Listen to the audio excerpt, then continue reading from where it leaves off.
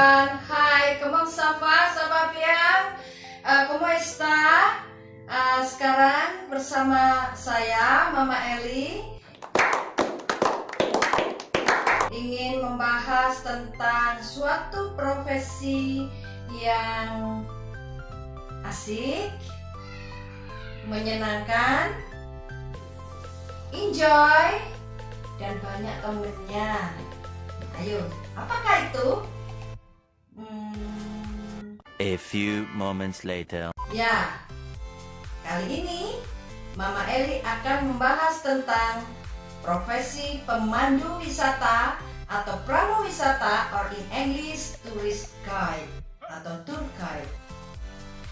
Oke, untuk pertama-tama saya ingin menjelaskan apakah pramu wisata adalah seseorang yang bertugas untuk memimpin, membimbing, menjelaskan, serta memberikan informasi kepada wisatawan tentang objek dan daya tarik wisata atau tourist attraction atau atraksi wisata. Nah, asik kan? Oke, kalau begitu langsung aja kita lanjut. Jadi, untuk menjadi seorang pemandu wisata, ada beberapa hal yang harus kita perhatikan. Yang pertama, yaitu harus memiliki skill. Apakah skill itu? Yaitu keahlian atau kemampuan. Seorang pemandu wisata at least setidaknya harus mampu atau menguasai satu bahasa asing. Ya. Jadi bahasa language, no matter English or Francais or Espanyol, terserah guys. Jadi sebelum menjadi pemandu wisata harus belajar dulu ya bahasanya. Jangan sampai nanti bahasanya nggak karu-karuan. Jadi pada waktu kita berbicara dengan tamu atau klien atau wisatawan, nantinya jadi belepotan dan salah pengertian, jadinya misunderstand. Nah, kalau sudah misunderstand nanti wisatawannya komplain lagi kalau pemandunya nggak bisa bahasa sesuai dengan wisatawan yang dia handle. Yang kedua, apakah itu? Kemampuan atau skill untuk berkomunikasi. Nggak mudah loh guys untuk berkomunikasi itu. Kita pandai, kita pintar, kita punya wawasan, tapi belum tentu kita memiliki kemampuan untuk berkomunikasi dengan wisatawan itu dengan baik. Ya. Kemudian yang ketiga, apakah yang ketiga?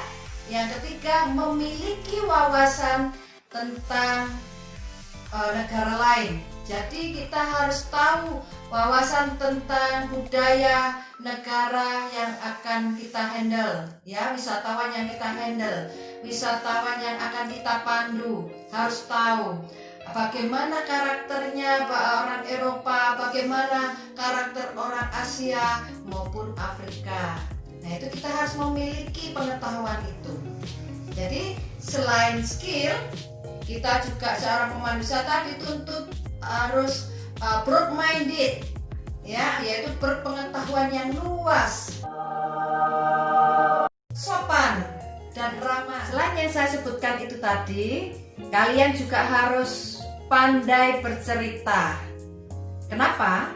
Karena walaupun kalian memiliki ilmu yang tinggi, memiliki pengetahuan yang luas, dan juga memiliki komunikasi yang baik, akan tetapi kalau kalian tidak bisa bercerita dengan baik, akan sia-sia. Kenapa? Karena tidak ada satu kalimat pun yang akan keluar dari mulut kalian apabila kalian tidak bisa bercerita.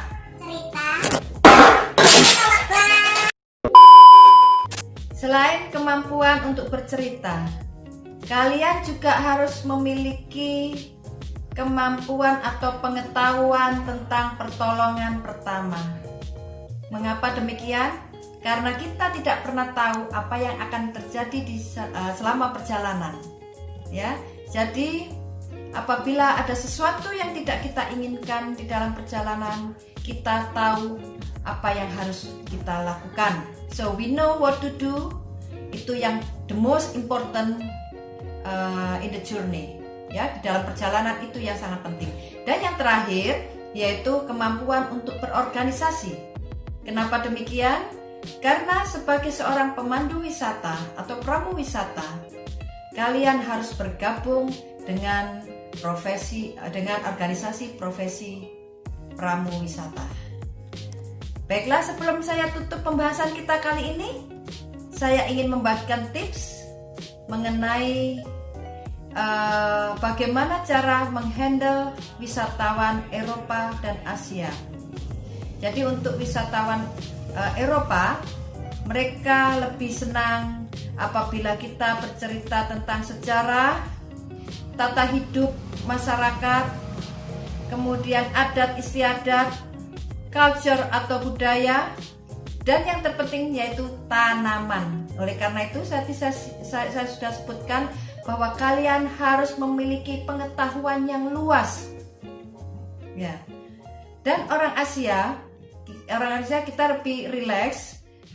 Mereka suka happy, mereka suka berbelanja, mereka suka menyanyi. Oleh karena itu seorang pemandu wisata harus pandai-pandai menghibur, harus pandai-pandai menyanyi, ya, harus juga pandai humor. Oke? Baiklah, itulah tadi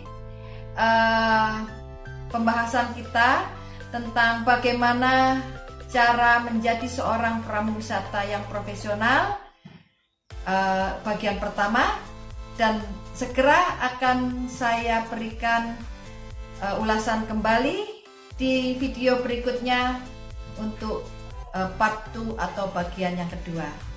Oke, bye-bye.